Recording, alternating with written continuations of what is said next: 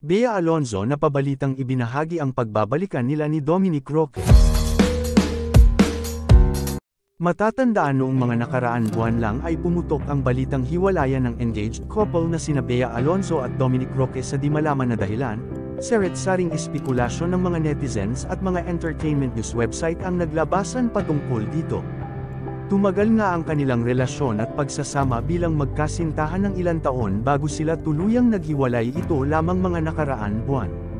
Sa isang interview kay Bea ay ibinahagi nga raw nito ang naging sitwasyon nila noon, at dito na din daw nabanggit ng aktres na nagkakamustahan muli silang dalawa ni Dominic at nagkakachat. Aniya, "We're friends na parang everyday nag-uusap at parang walang nagbago sa amin. He's so special to me and besides siya ang unang nag-first move at unang nag-message sa akin."